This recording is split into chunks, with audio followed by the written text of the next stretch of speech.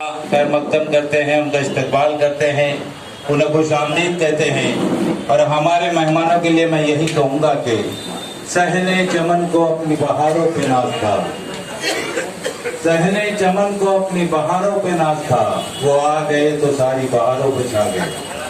हमारे मेहमान तशरीफ ला चुके हैं, प्रोग्राम का आगाज होने जा रहा है। कहीं पर एक फसाद नहीं होने दिया। तारीख गवाह है कि 1000 साल 1100 साल तक हमने यहाँ पर हुकूमत की, एक फसाद पूरी तारीख में नहीं हुआ। 1100 साल की तारीख में एक फसाद नहीं हुआ, लेकिन 1947 से लेकर बल्कि 46 से लेकर अब तक 62,000 फसादात हुए हैं, जिसमें 25,000 फसादात रावलकेला और जमशेदपुर और भागलपुर और मेरठ के लेवल के फसादात हैं। मैं तारीख जानता हूँ, मैं तारीख का तालिब इल्म हूँ, मैं बता सकता हूँ कहाँ पर कितने लोग मरे थे। 1983 की वो दिन याद करो, ईद का दिन था और मुरादाबाद की ईदगाह के अंदर 183 मुसलमानों को नमाज पढ़ते हुए शहीद कर दिया गया। उसके अंदर कितने मासूम बन गए थे, लेकिन वापस आते हैं तो उनकी लाशें आती हैं। ये लाशों का दौर बंद होना चाहिए। ये लाशों का दौर कब बंद होगा? जब सियासी तौर पर आप मजबूत होंगे, क्योंकि सियासी तौर पर अगर आप मजबूत नहीं है तो आपका हक देने वाला कोई नहीं है। छीनने का वक्त है, मांगने का दौर खत्म हो गया, छीनने का वक्त है। अगर आप मुत्तहिद हो जाएं और मुसलसल जद्दोजहद करते रहें। एक ऐसा नौजवान मुमरा में आपके सामने आया जिसे सैफ पठान कहते हैं, जिसे मैं पिछले कई सालों से जानता हूं। हर मुद्दे पर काम कर रहा है, हर महाज पर काम कर रहा है। कब्रिस्तान का मुद्दा हो तो काम करता है, अस्पताल का मुद्दा हो तो काम करता है, तालीम का मुद्दा हो तो काम करता है। अगर वो आपके लिए काम कर रहा है तो आपको उसके पीठ पीछे खड़ा होना पड़ेगा। अगर हम आप आगे बढ़ो, हम तुम्हारे साथ हैं।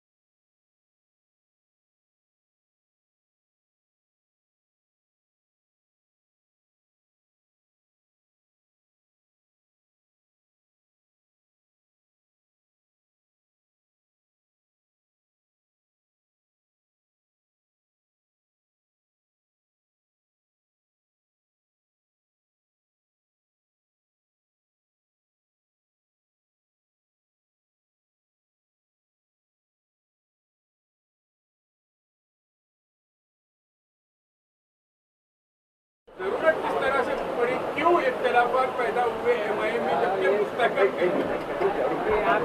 गफ्फार कादरी साहब आज पहली बार मुमरा आए एमआईएम के, आप स्टेट के कार्यकारी अध्यक्ष हैं, क्या मकसद था आज मुमरा आने का, खास क्या वजह थी? मैं मुमरा में इस आवाज आ रही है, थोड़ा सा हल्का लाउड रखिए बस। ये शहर में कौन सा माइक लूं? ये माइक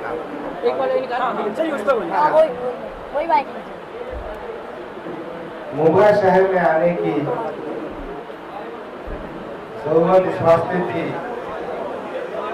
कि 2019 के जो विधानसभा चुनाव हुए हैं उसमें हमको थोड़ा सा धोखा हुआ सेटबैक, और चूंकि मैं महाराष्ट्र प्रदेश का वर्किंग प्रेसिडेंट हूँ, ये मेरी जिम्मेदारी जवाबदारी है कि मुख्तलिफ जगहों पर यूनिट बनाया जाए। मुंबई से हमको बहुत अपेक्षा है, बहुत उम्मीद है। हम समझते हैं कि हमारी पार्टी यहाँ बहुत मजबूत होगी। हम विधानसभा में भी, कॉर्पोरेशन में भी अच्छे काम कर सकेंगे। और बीच में लॉकडाउन होने की वजह से मैं यहाँ पहुँच नहीं पाया। हालांकि मैं फैयाज भाई से कह रहा था कि फैयाज भाई एक बार बॉम्बे का चक्कर हो गया, मुझे विदर्भ में जाने दो, और फैयाज भाई की बहुत इंसिस्टेंस था कि तुमको मुंबई आना पड़े, इसलिए मैं आज आया हूँ। आने का मकसद सिर्फ इतना है कि पार्टी के ऑर्गेनाइजेशनल सेटअप, तंजीमी ढांचा, संगठन को मजबूत किया जाए। मेरे जहन में बात थी कि राय मशवरा कर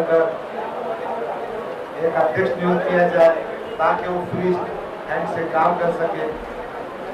यहाँ पर हमारी पार्टी के 2 कॉर्पोरेटर्स थे, अभी एक कलेक्टर हमारे साथ में है, उनसे ही मैंने अनुमति दिया, बात किया। मैं चाहता हूँ ये शहर में पार्टी का संगठन मजबूत बने।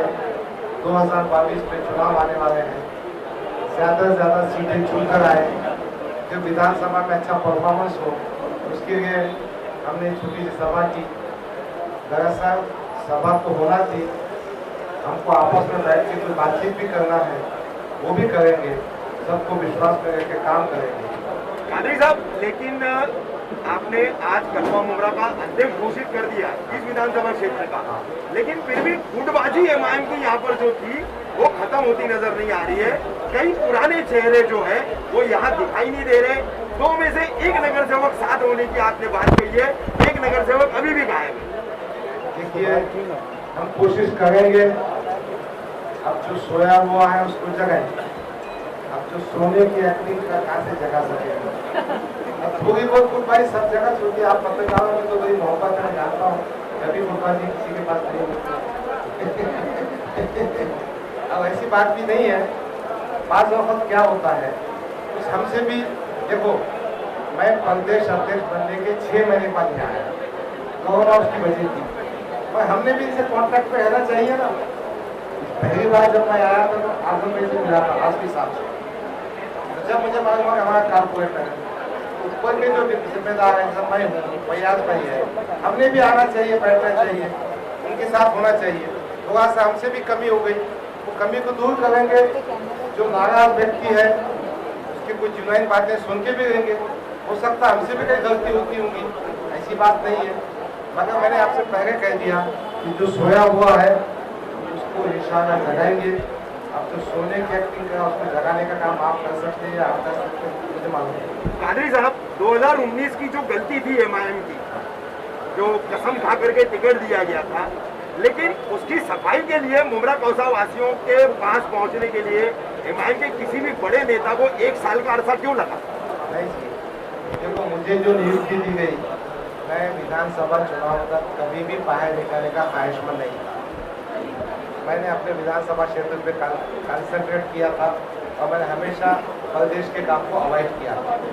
विधानसभा के चुनाव होने के बाद साहब ने मुझसे कहा कि आपको इस जिम्मेदारी संभालना है, तो मैंने काम शुरू किया। इससे पहले क्यों काम नहीं हुआ उसका जवाब मैं देना ठीक बात नहीं है।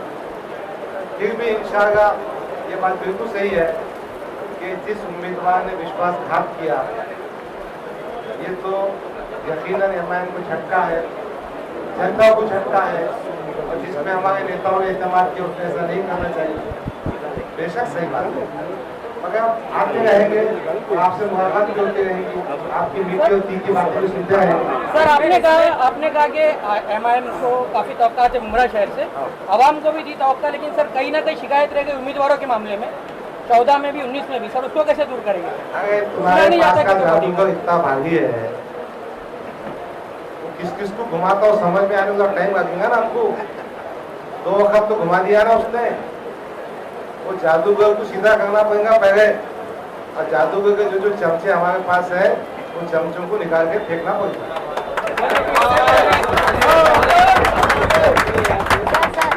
इससे पहले आपके शानू इसके साहब पठान पे कार्रवाई हुई कब्रिस्तान के मामले में, उसको तड़ीपार तक कर दिया गया था। आपने सीता के पे कारपोरेटर पे कार्रवाई हुई, उसको अरेस्ट किया गया।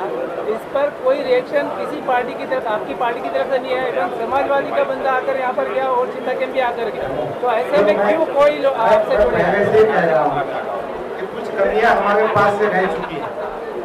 हम संगठन को मजबूत करने में, हमारे कार्यकर्ताओं का साथ देने में कुछ कम पड़े हैं। इंशाल्लाह इसको दुरुस्त करेंगे। अभी आपको बता दूं, मैं ये मीटिंग के इमीडिएट बाद भिवंडी के लोग आए, हमारे जो खालिद टुटू साहब हैं उन पे जो कार्रवाई हुई है हम समझ के लेना चाहते हैं। असर साहब ने मेरे को ट्वीट किया, मेरे नाम पे व्हाट्सअप किया कि डॉक्टर तुम बहुत अच्छा कर गए, मुलाकात कर गए। मैंने देखो उनके भाई से बात किया, उनके वकील से बात किया।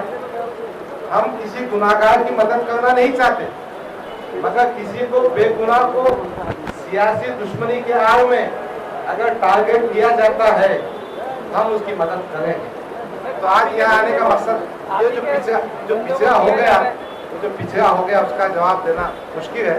इंशाल्लाह जो कमियां और खामियां भी उसको दुरुस्त करेंगे ना भाई। कादरी साहब, आखिरी 2 सवाल है मेरे। पहला सवाल, औरंगाबाद सेंट्रल और इम्तियाज जली, ये 2 सीटें एमआईएम की 100% विनिंग सीट थी, हारने की क्या वजह? देखो, मैं समझता हूँ कहीं ना कहीं हम वोट हासिल करने में कम है। ये आप जो बोले औरंगाबाद सेंट्रल या औरंगाबाद सेंट्रल और औरंगाबाद ईस्ट। यस, देखो, ईस्ट का कैंडिडेट मैं था जी। 2014 में मुझे 60,000 वोट मिले थे ये धरना के पसीने छुड़ाए थे आपने। और मैं 4,000 वोट से हारा। अब मुझे 80,000 वोट मिले और मैं 12,000 वोट से हारा। बात है कहीं ना कहीं हमारी कमजोरियां हम दुरुस्त करेंगे उसको। और थोड़ा सा इस बात का भी दुख है कि हम प्रकाश भाई को साथ में ले नहीं सके, उनका एतमाद हासिल नहीं कर सके।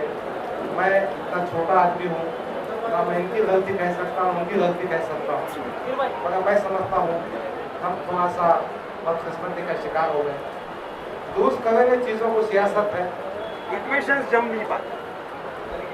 कादरी साहब, अभी बहुत सारे वक्ताओं को आपके सुना, शुरू से सुनते चले आ रहे हैं जब से पूरे भारत में एमआईएम निकली है। एक बात आपकी पार्टी की तरफ से हर नेता कहता है सेकुलर पार्टियों के झांसे में मत आओ, और दूसरी तरफ आप लोग कहते हो संविधान बचाओ। तो संविधान ही सेकुलर है, तो सेकुलर के झांसे में ये दोहरा मतलब नहीं, वो डुप्लीकेट सेकुलर जो है ना, जो नकाबपोश के आवाज है जी। अब देखो ना, राहुल गांधी ने क्या बोल दिया गुलाम नबी आजाद को, यानी उनकी टीम में बीजेपी के एजेंडा है। नहीं, वो तो रिट्रीट भी किया ना उन्होंने, कहा मैंने निजी में भी ऐसी बात नहीं कही है। नहीं किया, कहा जो भी हुआ। हमारा ऐसा कहने का है कि जो सेकुलर पार्टी सेकुलरिज्म की बात करती है, उनके कहने में और करने में फर्क है। तो हम जो है उनके डुप्लीकेट सीडो सेकुलरिज्म, झूठे सेकुलरिज्म के खिलाफ, यानी जब आप सत्ता में थे आपने कुछ देना चाहिए, सत्ता में थे इंसाफ करना चाहिए। क्या किया उन्होंने? अब देखो ना, 70 साल हुकूमत किए, देखे मुसलमानों की हालत कैसी है, समझ के देखो, सच्चा commission, Ranganath Mishra commission, Mahmoodur Rahman committee, इसके बाद नतीजे पहुंचो अभी इनकी हालत इतनी दलितों से बदतर हो गई, और कैसा बदतर कर सकते हैं। यानी वो सोच रहे थे, वो सोचे भी है कि 70 साल ने हमने कहाँ पहुंचा दिया, अब इनको हम सेकुलर बोलेंगे क्या? क्या इनके कंडक्ट से सेकुलरिज्म दिख के आता क्या? इसलिए उसकी खिलाफ भारत के संविधान में जो सेकुलरिज्म है वो सही सेकुलरिज्म। सर, मुमरा के लिए सबसे बड़ा मुद्दा है ना टोरेंट का है। मुमरा के लिए जो टोरेंट के लिए सबसे बड़ा मुद्दा है, तो आप आम जनता के लिए क्या हेल्प करोगे टोरेंट के लिए? जो टोरेंट इन जैसे कि 2000 बिल के बजाय 1 महीने बाद वो डायरेक्टली 20,000 देते, तो उसके लिए आप लोगों की तरफ से क्या आपको मालूम नहीं, ये सबसे ज्यादा MSC के खिलाफ जो छोटी सी मूवमेंट हमने शुरू की थी, देखो भाई हमारी पार्टी बहुत छोटी पार्टी है। हमारे पास 2 MLA है, कोई महाराष्ट्र में, एक खासदार, जुम्मा 8 दिन की पार्टी है हमारी, और फिर भी फैयाज खान जैसे साथी हमारे पास है, सर भाई आजमी साहब जैसे वो